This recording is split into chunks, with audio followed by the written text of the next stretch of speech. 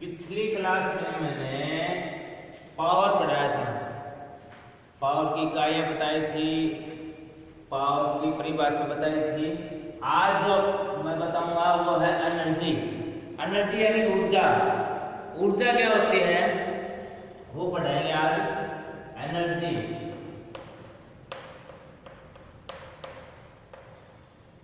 यानी ऊर्जा। देखो ऊर्जा की परिभाषा है कार्य करने की क्षमता, कैपेसिटी। कार्य करने की जो क्षमता होती है उसे ऊर्जा कहते हैं। उसे क्या कहते हैं? ऊर्जा। कार्य करने की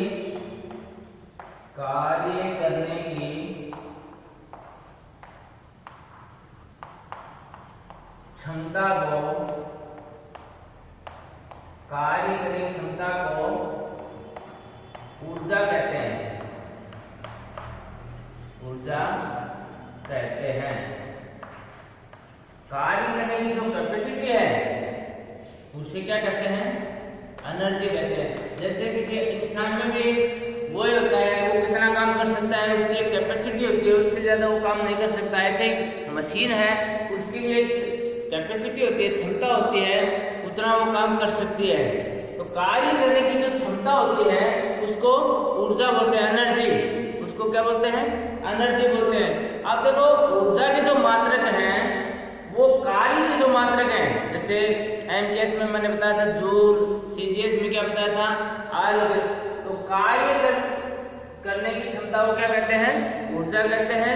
ऊर्जा की वही इकाइयां होती हैं जो कार्य की होती हैं, जो कार्य की होती हैं। कार्य की इकाई मैंने एमकेएस में बताया था जूल, सीजीएस में अर्ग। इसी प्रकार से ऊर्जा की भी वो इकाई है, एमकेएस में जूल और सीजीएस में अर्ग। ठीक है, तो देखो कार्य करने की क्षमता को क्या कहते हैं? ऊर्जा। ये इसकी परिभाषा है।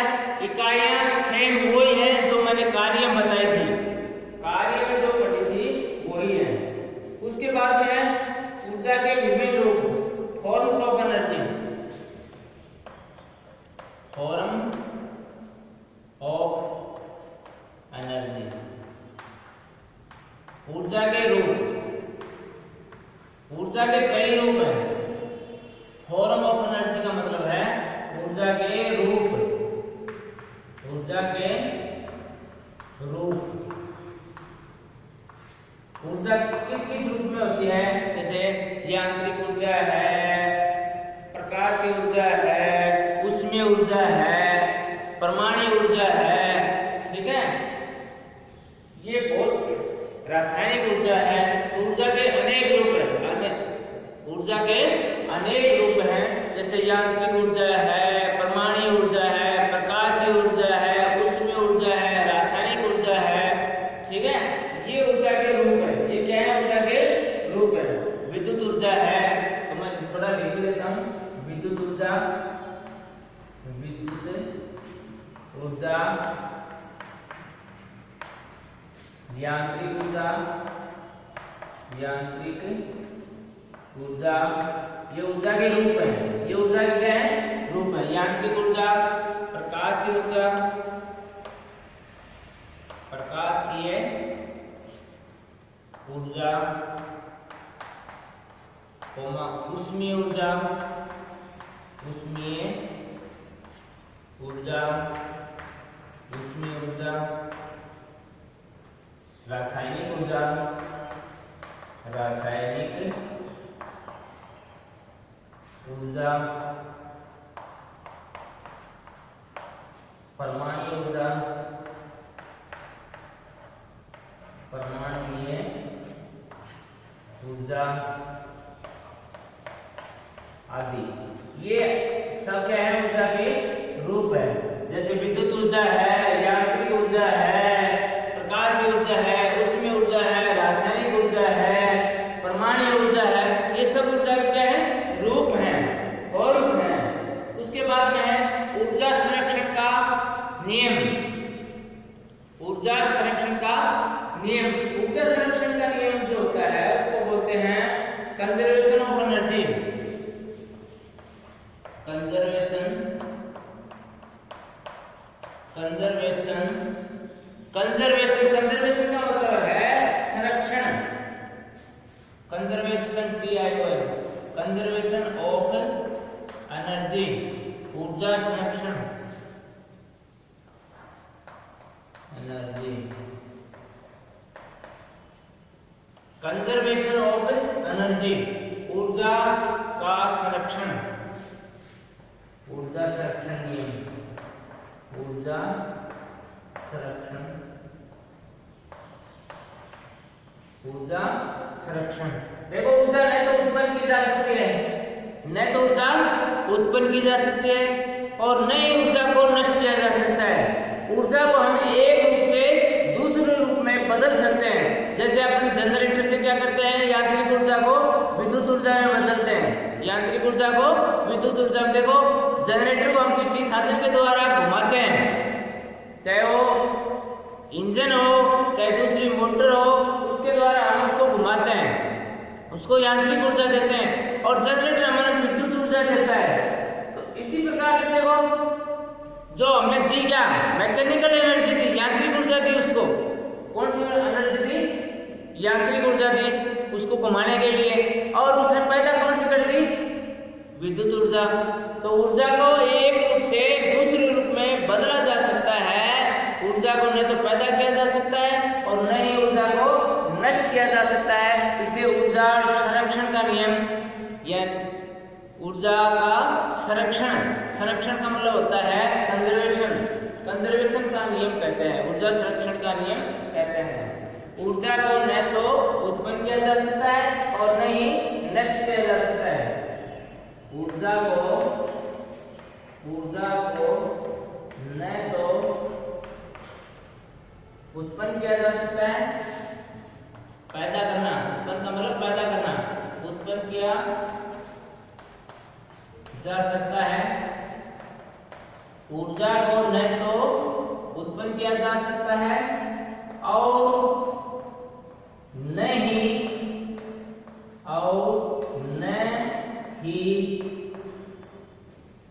नष्ट किया जा सकता है, नष्ट किया जा सकता है। ऊर्जा को एक रूप से, ऊर्जा को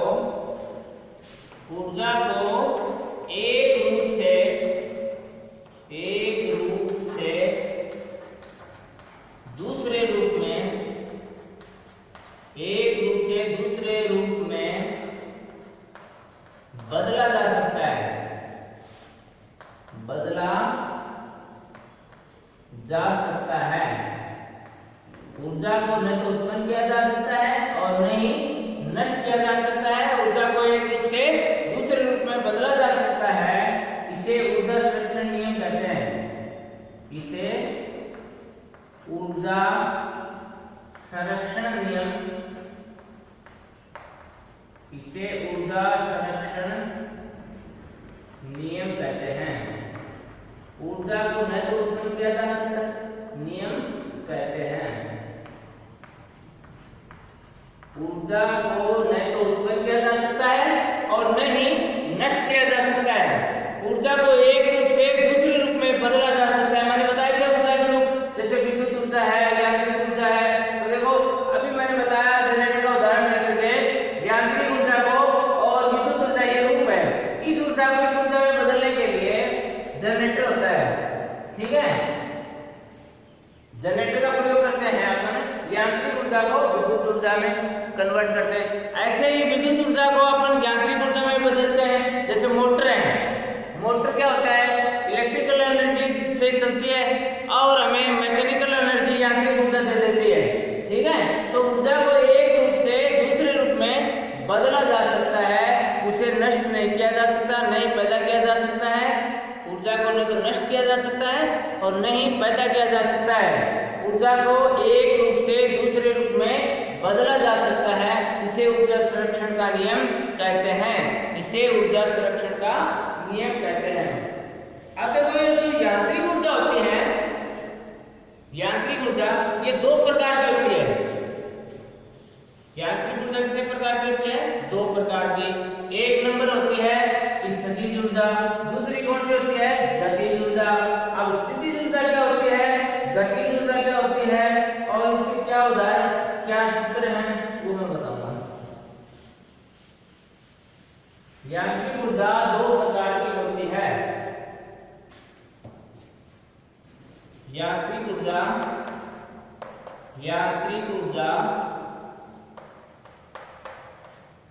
दो प्रकार की होती है, दो प्रकार की होती है। यांत्रिक ऊर्जा दो प्रकार की। नंबर एक क्या है? स्थितिज ऊर्जा। स्थितिज ऊर्जा नंबर एक क्या है? स्थितिज ऊर्जा यानी पोटेंशियल एनर्जी। और नंबर दो क्या है? दो नंबर में यहाँ लिखता हूँ गतिज ऊर्जा, गतिज किनेटिक एनर्जी। गतिज ऊर्जा को अंग्रेजी में क्या कहते हैं? किनेटिक एनर्जी, गतिज ऊर्जा। यांत्रिक ऊर्जा दो प्रकार की होती है, स्थितिज ऊर्जा और गतिज ऊर्जा। तो देखो स्थितिज ऊर्जा क्या होती है? किसी वस्तु की स्थिति विशेष के कारण, किसी वस्तु की स्थिति विशेष के कारण जो ऊर्जा उत्पन्न होती है उसे स्थितिज ऊर्जा कहते हैं। क्या कहते हैं उसे? स्थितिज ऊर्जा। तो नंबर एक है स्थितिज ऊर्जा। स्थितिज ऊर्जा, स्थितिज ऊर्जा यानी पोटेंशियल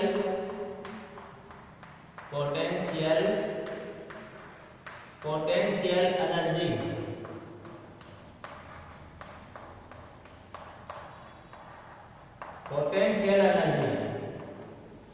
पोटेंशियल एनर्जी क्या होती है? किसी वस्तु की स्थिति विशेष के कारण, किसी वस्तु के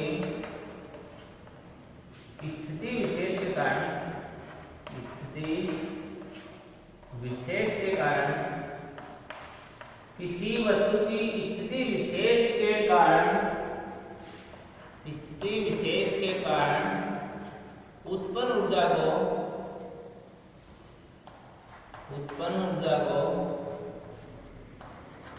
किसी वस्तु की स्थिति विशेष के कारण उत्पन्न ऊर्जा को स्थितिज ऊर्जा कहते हैं। स्थितिज ऊर्जा कहते हैं। किसी वस्तु की स्थिति विशेष के कारण उत्पन्न ऊर्जा को स्थितिज ऊर्जा कहते हैं। स्थिति विशेष के कारण जो ऊर्जा पैदा होती है, उत्पन्न होती है, उसको क्या कहते हैं? स्थितिज ऊर्जा। देखो मैंने ये चौक रख दिया है यहाँ, ठीक है, इसके ऊपर टेबल पे, तो ये स्थितिज ऊर्जा में हो जाएगा। अब इसको नीचे गिराया जाएगा तो ये गति करेगा। तो किसी वस्तु को रखने से स्थिति विशेष का मतलब है रखा है और उसको अपन गति दे दे तो नीचे गिर जाए, गति पैदा कर दे वो, तो उसको क्या कहेंगे? स्थितिज ऊर्जा। क्या कहेंगे? स्थितिज ऊर्जा। जैसे छत के ऊपर रखी हुई टंकी स्थितिज ऊर्जा में होगी, नीचे भी गिरा सकते हैं तो गति करेगी, ठीक है।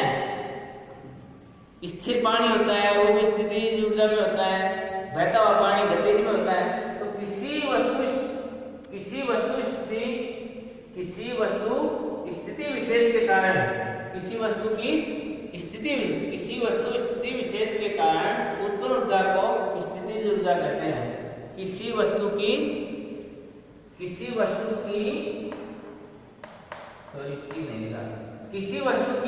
स्थिति विशेष के कारण उत्पन्न ऊर्जा को स्थितिज ऊर्जा कहते हैं। इसका जो सूत्र होता है, स्थितिज ऊर्जा बराबर होता है स्थितिज ऊर्जा यानी पोटेंशियल एनर्जी, स्थितिज ऊर्जा बराबर होता है mgh। क्या होता है? mgh। m क्या होता है? द्रव्यमान, वस्तु का द्रव्यमान। m क्या है? मैं लिख देता हूँ, वस्तु का द्रव्यमान, ठीक है।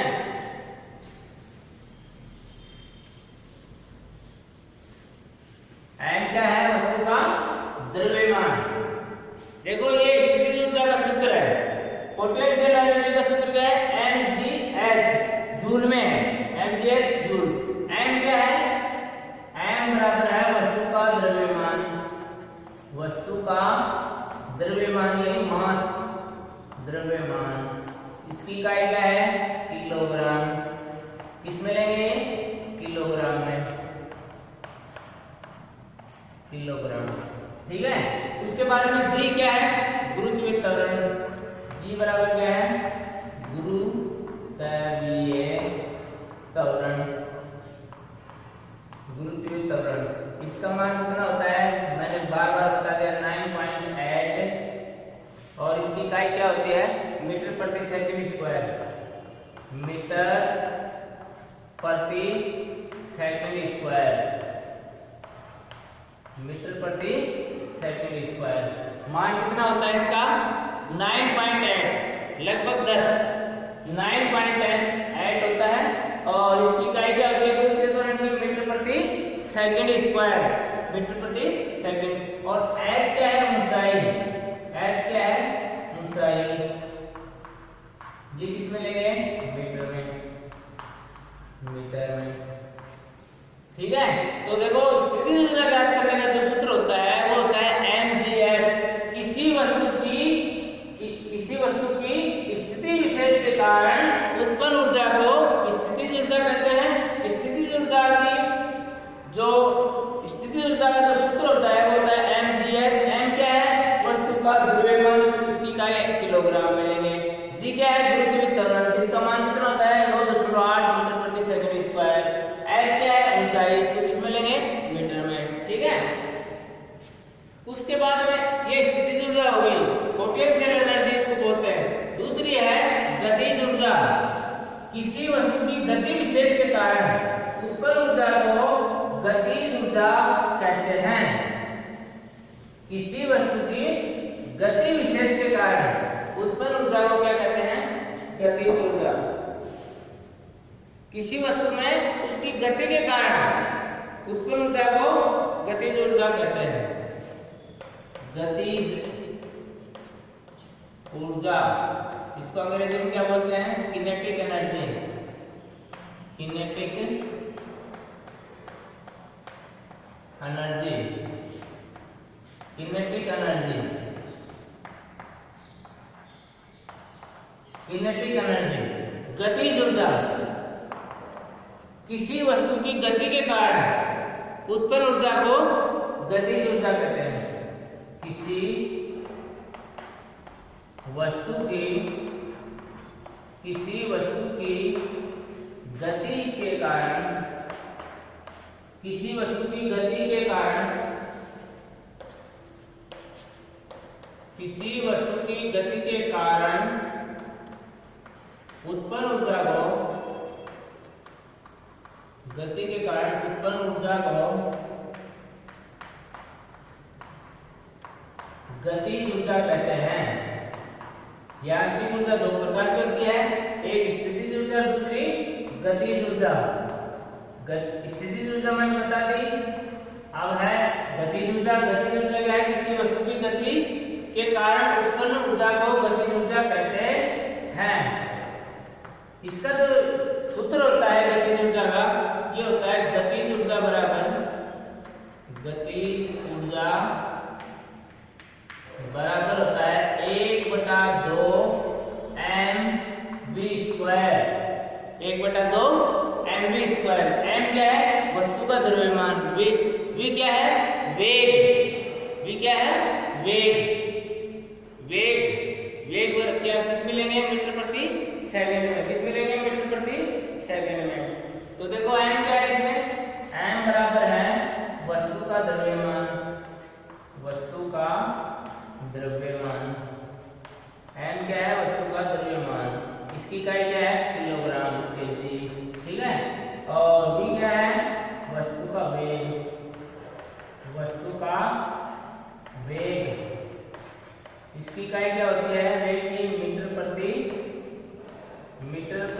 बटा, प्रति का मतलब बटा, प्रति सेकंड, मीटर प्रति सेकंड। ठीक है।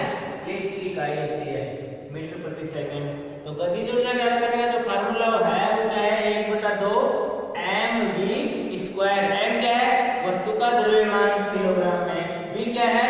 वेग। वेग बराबर क्या होता है? दूरी बटा समय। दूरी किस में ले लेते हैं? मीटर में। समय किस में लेंगे? सेकंड में। ठीक है वेग। तो इस तरह से देखो दोनों ऊर्जा हो गई। ये यांत्रिक ऊर्जा के उदाहरण है। किसके उदाहरण है? यांत्रिक ऊर्जा के उदाहरण। यांत्रिक ऊर्जा दो प्रकार की होती है। एक होती है स्थितिज ऊर्जा जिसको बोलते हैं पोटेंशियल एनर्जी। तो स्थितिज ऊर्जा क्या होता है? किसी वस्तु की स्थिति विशेष के कारण उत्पन्न ऊर्जा को स्थितिज ऊर्जा कहते हैं। स्थितिज ऊर्जा का जो फार्मूला होता है वो होता है mgh। m क्या है? वस्तु का द्रव्यमान है, शक्ति है, उसका भार है, सॉरी द्रव्यमान है, और वो किलोग्राम में लेंगे। g क्या है? गुरुत्वीय त्वरण जिसका मान होता है 9.8 मीटर प्रति सेकंड स्क्वायर, और h क्या है? ऊंचाई मीटर में। उसके बाद में गतिज ऊर्जा, किसी वस्तु की गति के कारण जो ऊर्जा उत्पन्न होती है उसको क्या कहते हैं? गतिज ऊर्जा। इसका फार्मूला क्या है? 1/2 mv²। m क्या है? वस्तु का द्रव्यमान किलोग्राम में। v क्या है? वेग, वेलोसिटी। ये इसकी इकाई क्या होती है? वेग की मीटर प्रति सेकंड। ठीक है। अब देखो स्थितिज ऊर्जा के उदाहरण। अब स्थितिज ऊर्जा किन किन में होती है, उसके क्या क्या उदाहरण है? तो स्थितिज ऊर्जा के उदाहरण एग्जाम्पल परीक्षा में पूछ लेते हैं, ये उदाहरण दे देते हैं, पूछ लेते हैं इसमें कौन सी गति है, कौन सी ऊर्जा है, कौन सी ऊर्जा है। तो आपको चूज करना होता है गतिज ऊर्जा है कि स्थितिज ऊर्जा है, क्या है। ठीक है। तो स्थितिज ऊर्जा के उदाहरण, स्थितिज ऊर्जा के उदाहरण, ऊर्जा के उदाहरण,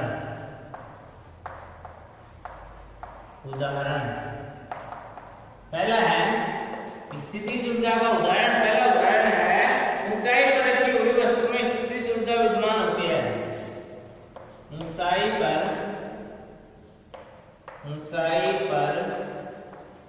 रखी हुई,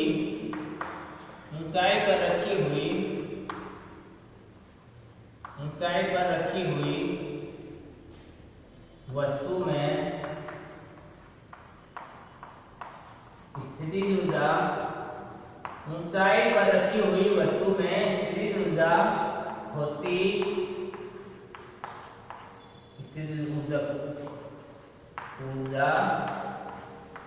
है। ऊंचाई पर रखी हुई वस्तु में स्थितिज ऊर्जा होती है। ऊंचाई के ऊपर कोई वस्तु रखी है, क्योंकि इसे भूमि तल पर गिरने दिया जाए तो वो कार्य कर सकते हैं, क्योंकि किसे वस्तु को, क्योंकि इसे भूमि तल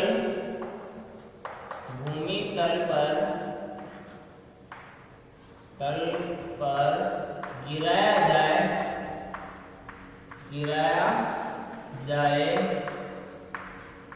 तो वह कार्य करती है। ठीक है। तो ऊंचाई पर रखी हुई कार्य करती है। ऊंचाई पर रखी हुई वस्तु में स्थितिज ऊर्जा होती है। ऊंचाई पर रखी हुई वस्तु में स्थितिज ऊर्जा होती है। उसको ऊपर से गिराया जाए भूमि तल के ऊपर तो वो गति करती है और कार्य करती है। नंबर 2, धरातल से ऊंचाई पर स्थित जल। धरातल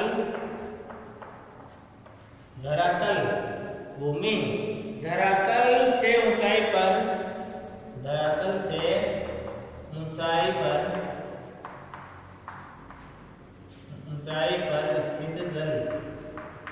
स्थित जल, ये भी स्थितिज ऊर्जा का उदाहरण है। ऊंचाई पर, धरातल से ऊंचाई पर स्थित जल। ठीक है। धरातल से ऊंचाई के ऊपर जल है और उसको नीचे गिराया जाएगा तो कार्य करेगा। नंबर 3 है ओवरहेड टंकी में दबाई गई गैस। ओवरहेड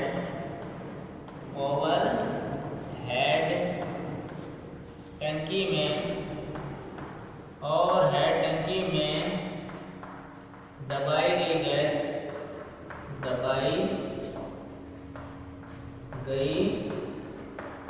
गैस और टंकी में दबाई गई गैस, ये भी स्थितिज ऊर्जा का उदाहरण है।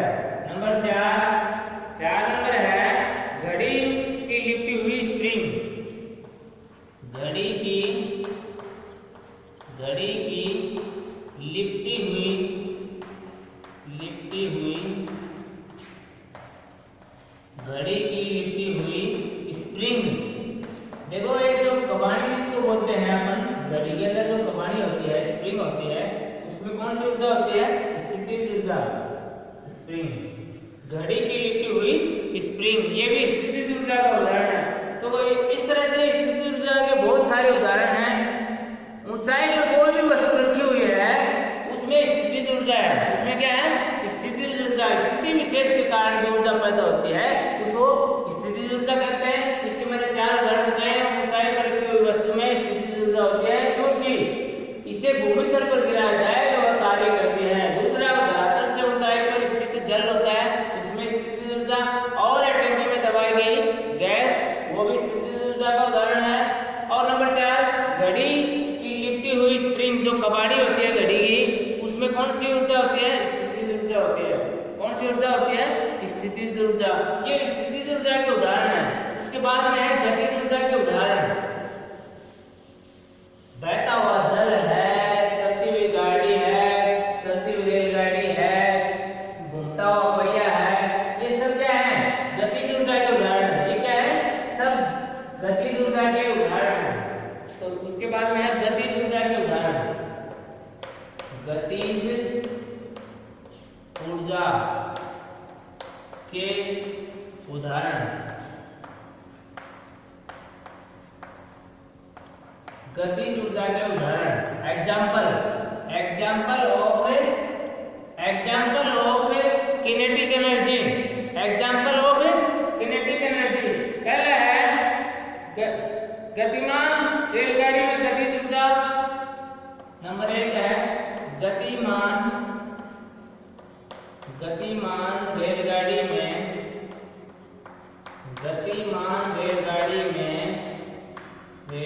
में गतिज ऊर्जा होती है।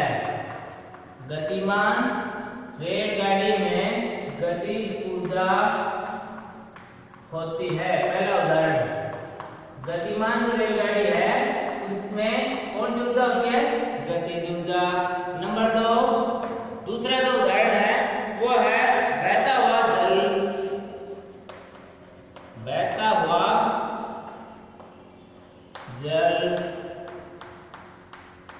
हुआ जल। नंबर 3 उदाहरण है, दौड़ती हुई वाष्प।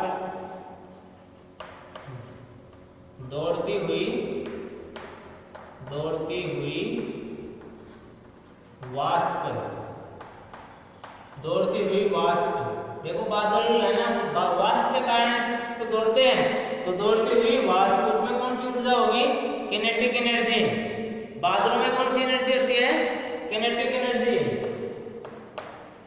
बादल जो होते हैं वाष्प बनके तो ऊपर उठते हैं तभी बादल बनते हैं, बादल उनको तो बोलते हैं। तो बादलों में जो एनर्जी होती है वो किनेटिक एनर्जी यानी गतिज ऊर्जा होती है।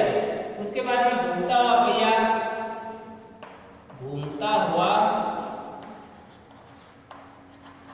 पहिया। ये भी गतिज ऊर्जा का उदाहरण है। तो देखो ये मैंने कुछ उदाहरण बताए हैं, इसलिए बताए हैं ताकि आपको समझ में आ जाए गतिज ऊर्जा क्या होती है, स्थितिज ऊर्जा क्या होती है और किन किन में होती है। ठीक है, तो गतिज ऊर्जा और स्थितिज ऊर्जा को अभी मैंने बताया है, उसकी परिभाषाएं बताई हैं। ठीक है, उसके बाद में है ये यांत्रिक ऊर्जा हो गई। उसके बाद में विद्युत ऊर्जा। देखो विद्युत ऊर्जा क्या होती है और उसकी क्या इकाई होती है? हर घर के बाहर एनर्जी मीटर लगा होता है, ऊर्जा मापी लगा हुआ है, और वो कहते कई बार कहते हैं अपने को आगे विद्युत इतनी यूनिट आ गई, इतने यूनिट खर्चा हो गया विद्युत का।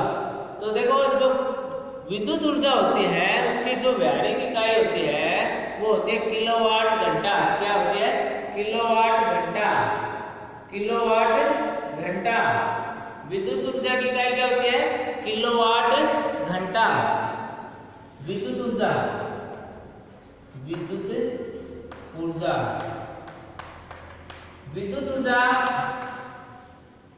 देखो ऊर्जा ही बढ़ रही है अपन। अब विद्युत ऊर्जा की इकाई क्या होती है? वो होती है किलोवाट। KWH का मतलब क्या है?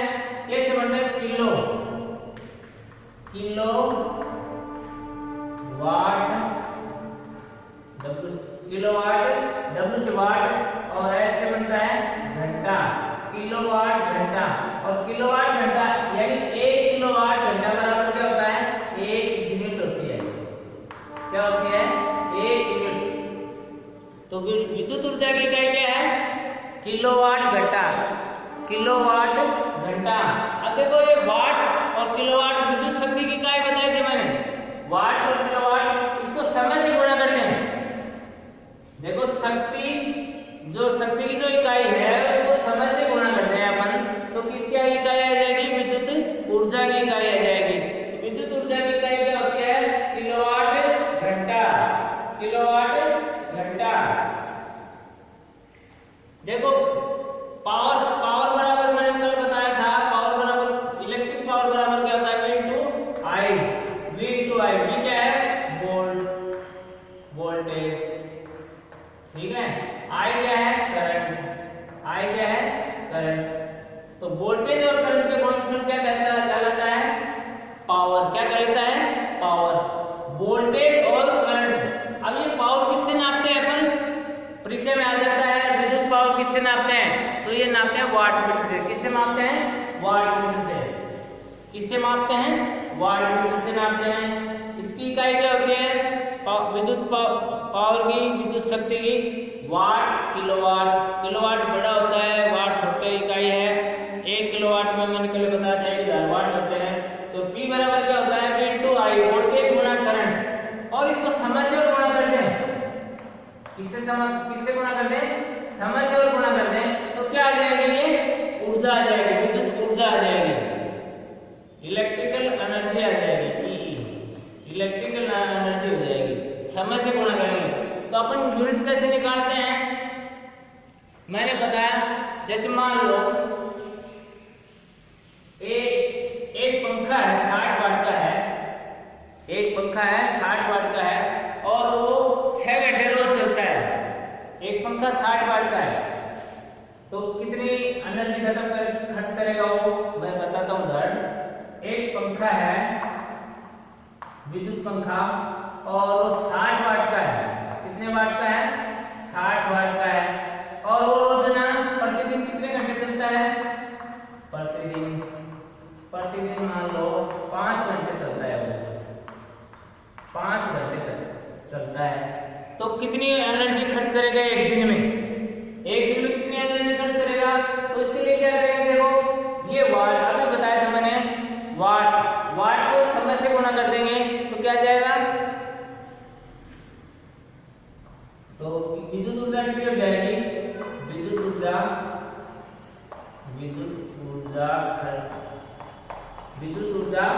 खर्च वाट को किसमें बदलेंगे? किलोवाट में, क्योंकि जो विद्युत ऊर्जा का खर्चा है वो किलोवाट घंटा होता है, ठीक है। तो इसको आप देखो वाट कितने हैं? 60। इसको कितने से गुणा कर दिया? 5 से। 5 घंटे रोजाना चलता है, ठीक है। अभी कितने वाट आ गए? ये हमारे पास आ गए 635 300, ठीक है। अब 300 वाट घंटा है, क्या है? वाट घंटा। अब वाट घंटा को अपन किलोवाट घंटा बदलेंगे तो 1000 का भाग देंगे, कितना हो जाएगा? KWH में बदलेंगे तो KWH हो जाएगा 300 बटा 1000, क्योंकि 1 किलोवाट में 1000 वाट होते हैं। तो 1000 का भाग दे दिया मैंने, 2 में से 2 में निकल गई, 10 का भाग दे दिया, ये आएगा 0.3 KWH। कितनी यूनिट खर्च करेगा? 0.3 यूनिट KWH को किलोवाट घंटा। एक पंखा 60 वाट का 5 घंटे तक चलता है तो कितनी ऊर्जा खर्च करेगा? कितनी विद्युत ऊर्जा खर्च करेगा? 0.3 किलोवाट घंटा। कितनी खर्च करेगा? 0.3 किलोवाट घंटा, यानी 0.3 यूनिट बोलते हैं शॉर्ट में इसको, क्या बोलते हैं? इकाई यूनिट। अब देखो ये 30 दिन तक चले तो 30 से गुणा कर देंगे। एक महीने का खर्चा निकालेंगे ना, तो एक महीने में 30 दिन होते हैं, तो एक महीने का खर्चा कितना हो जाएगा? 0.3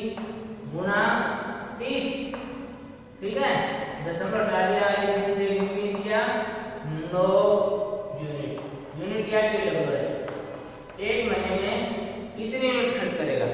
एक पंखा 60 वाट का रोजाना 5 घंटे तक चलता है तो वह एक महीने में कितने यूनिट खर्च करेगा विद्युत ऊर्जा? 9 यूनिट विद्युत ऊर्जा खर्च करेगा। ठीक है, इस हिसाब से अपना बिल आएगा। विद्युत का जो बिल है वो इस हिसाब से आएगा। ठीक है, तो अपन मैंने बताया विद्युत ऊर्जा की इकाई क्या होती है? किलोवाट घंटा। क्या होती है? kWh। जो घरों के बाहर जो मीटर लगे हुए हैं, घरों के बाहर जो एनर्जी मीटर लगे हुए हैं, ऊर्जा मापी लगे हुए हैं, वो क्या नापते हैं? विद्युत ऊर्जा को मापते हैं। और देखो कई बार घर वाले पूछ लेते हैं, अगर अपने मीटर में देखो कितने यूनिट आए हुए हैं, तो जिसके आगे kWh लगा हुआ हो वो यूनिट होते हैं। वो क्या होते हैं? यूनिट होती हैं। वो खर्चा है ऐसा। ठीक है, हर महीने के अलग अलग दर्शाएगा। तो kWh यानी किलोवाट घंटा लिखा हुआ हो वो यूनिट है। वो क्या है? यूनिट है। उतना खर्चा हो रहा है विद्युत का। ठीक है, तो ऊर्जा मापी होता है जो घरों के बाहर लगा होता है, एनर्जी मीटर बोलते हैं अंग्रेजी में, हिंदी में ऊर्जा मापी। ऊर्जा मापी विद्युत का खर्चा दर्शाता है, अगर कितना खर्च हुआ है। ठीक है, उस हिसाब से बिल आता है। तो ऊर्जा की जो इकाई है, विद्युत ऊर्जा की जो इकाई है वो क्या होती है? किलोवाट घंटा, जिसको क्या बोलते हैं? यूनिट। 1 किलोवाट घंटा बराबर 1 यूनिट। 1 किलोवाट घंटा बराबर कितना होता है? 1 यूनिट होता है। ठीक है, 1 किलोवाट घंटा बराबर क्या होता है? 1 यूनिट होता है। उसके बाद में है, इसी से थोड़ा रिलेटेड चीज बता देता हूं, कई बार ये समझ में आ गया ना?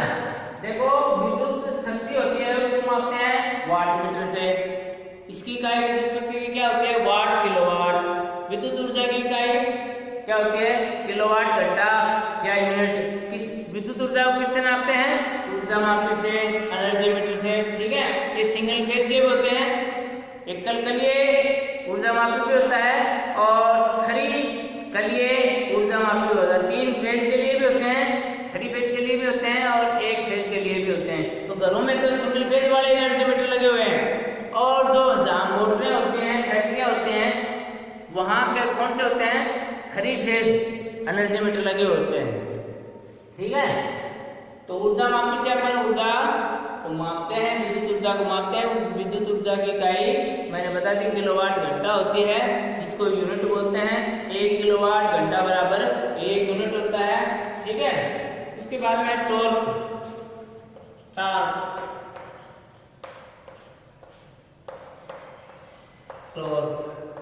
टॉर्क क्या होता है? टॉर्क थोड़ा बदलता हूँ। टॉर्क बार बार आता है ये भी। किसी एक्स रेखा पर, किसी एक्स रेखा पर, किसी एक्स रेखा पर, किसी एक्स रेखा पर बल द्वारा उत्पन्न घुमाव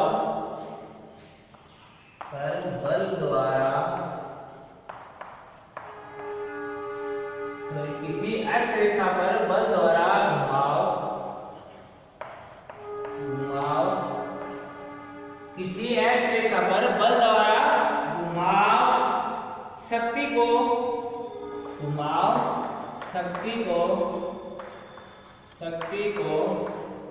टॉर्क कहते हैं। टॉर्क कहते हैं। किसी एक्स रेखा पर बल द्वारा घुमाव शक्ति को टॉर्क कहते हैं। अब ये टॉर्क मोटरों में टॉर्क ही होता है। अब बार बार आएगा तो इसलिए मैंने बता दिया। टॉर्क बराबर क्या होता है? टॉर्क बराबर होता है सूत्र, टॉर्क बराबर होता है बल गुना त्रिज्या। टॉर्क बराबर क्या होता है? बल गुना त्रिज्या, बल गुना त्रिज्या। जैसे मान लो ये कोई वस्तु है, इसको अपन जो बल, ये बल लगा रहे हैं, ये इसकी रेडियस है। ठीक है, त्रिज्या r, और ये यहाँ बल लगा हुआ है। ठीक है, तो इस बल का और इस रेडियस का गुणनफल होगा, वो क्या कहलाएगा? टॉर्क कहलाएगा।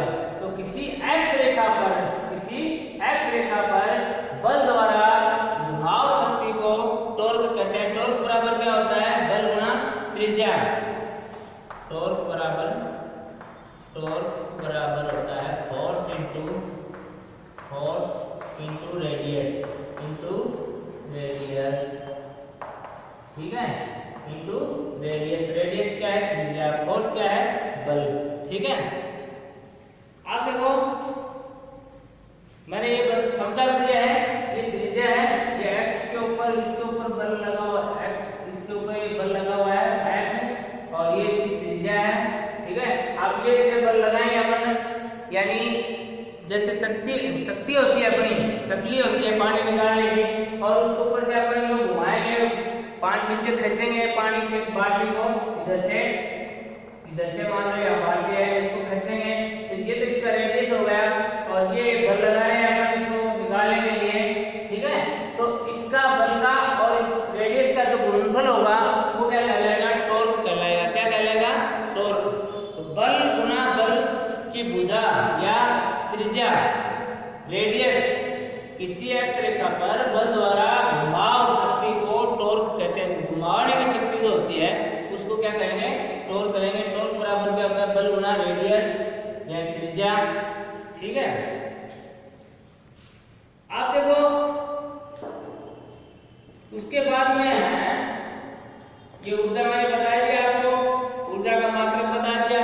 कल मैंने बताया था एक एचपी में कितने, मीट्रिक में कितने वाट होते हैं? 735.5 वाट।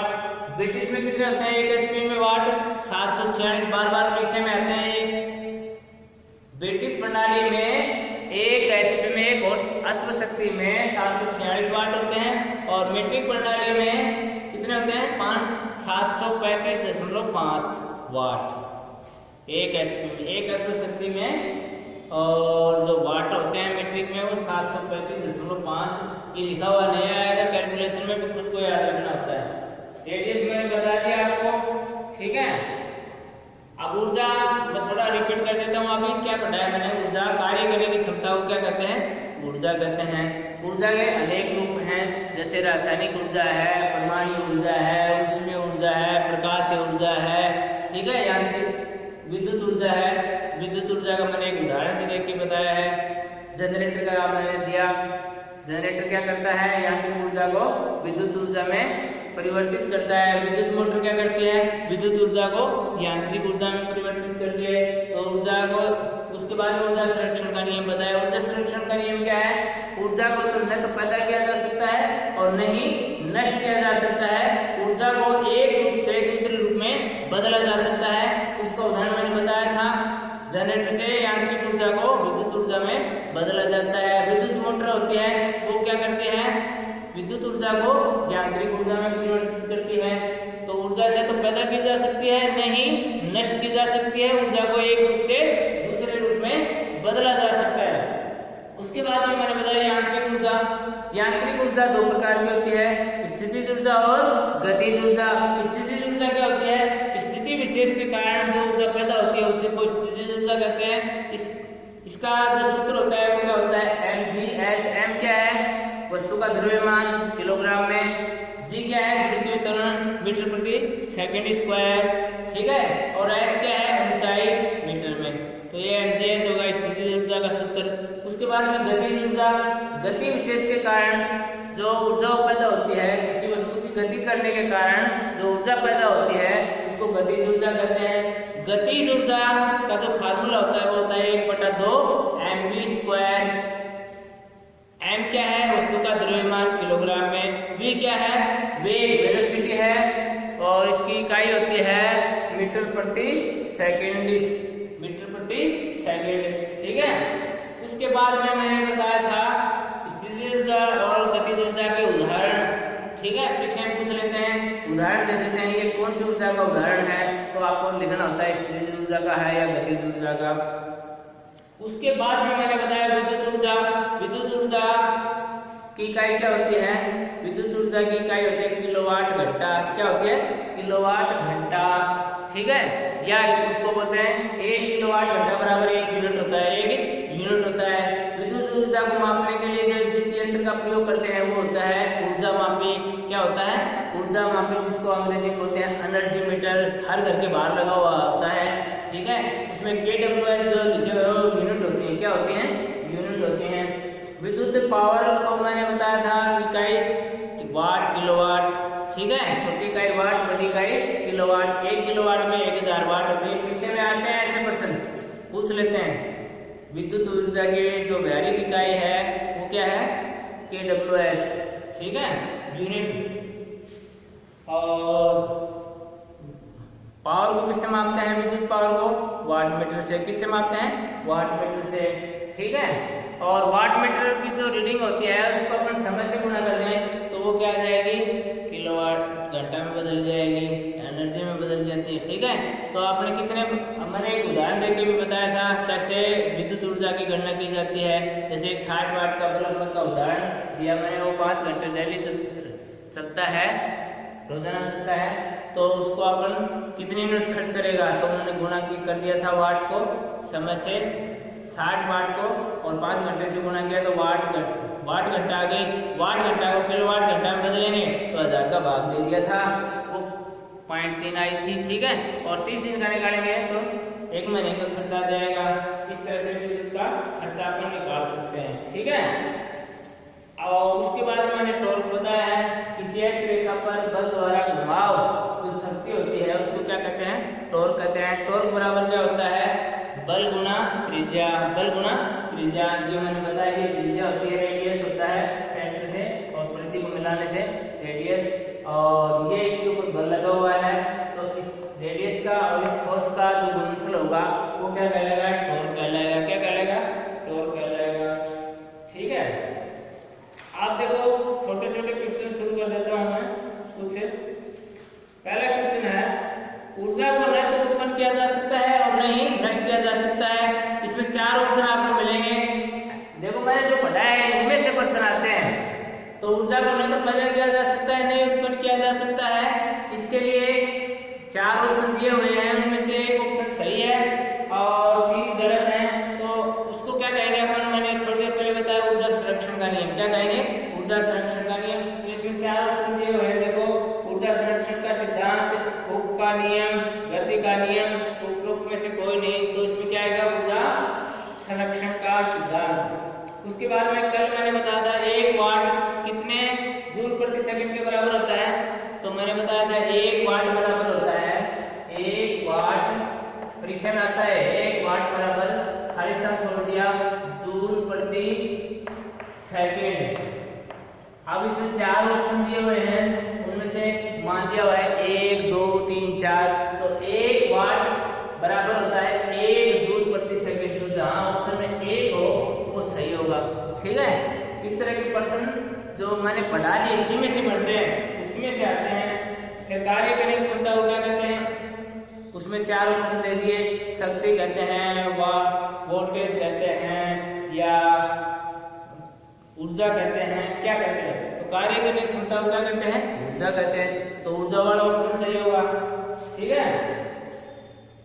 फिर किसी वस्तु में स्थिति विशेष के कारण जो ऊर्जा पैदा होती है उसको स्थितिज ऊर्जा कहते हैं। उसमें 4 ऑप्शन दिए हुए हैं, उसमें स्थितिज ऊर्जा हो वो सही होगा। इस प्रकार से सीजीएस प्रणाली में स्थितिज ऊर्जा का ऊर्जा कोई भी हो, चाहे वो स्थितिज हो चाहे गतिज हो, सीजीएस प्रणाली में स्थितिज ऊर्जा का मात्रा क्या होगा, वो अर्ग होगा। एमकेएस में क्या होगा, जूल होगा, ठीक है। इस तरह के प्रश्न हैं वो आपके परीक्षा में आएंगे, ठीक है। तो ये कल प्रश्न मैं करवा देता हूँ आपको। ऐसे स्फटिक कवाड़ी द्वारा संचित जो ऊर्जा होती है वो कौन सी होती है, स्थितिज ऊर्जा। मैंने घड़ी की स्प्रिंग के उदाहरण दिया था, उसमें कौन सी ऊर्जा होती है, स्थितिज ऊर्जा, ठीक है। और धरातल से ऊंचाई पर स्थित जल में कौन सी होगी, स्थितिज ऊर्जा होगी। बहता हुआ जल में कौन सी ऊर्जा होगी, गतिज ऊर्जा होगी। चलती हुई गाड़ी में कौन सी ऊर्जा होगी, गतिज ऊर्जा होगी, ठीक है। तो जिसमें गति है उसमें गतिज ऊर्जा, और जिसमें गति नहीं है वो स्थितिज ऊर्जा। ये उदाहरण परीक्षा में आते हैं। इस तरह अब कल से मैं इनके शॉर्ट क्वेश्चन आंसर बता दूंगा। ये चैप्टर अपना खत्म हो गया है, मैंने वर्क पावर एनर्जी पूरा पढ़ा दिया है, ठीक है। अच्छा, मैंने ये भी बताया विद्युत ऊर्जा की जो इकाइयाँ होती हैं वो कार्य की इकाइयाँ ही होती हैं। जैसे कार्य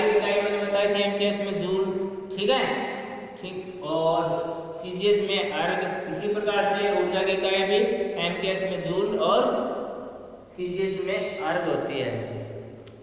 तो आज का जो चैप्टर है मैं इतना ही करता हूँ, बाकी कल इसके शॉर्ट क्वेश्चन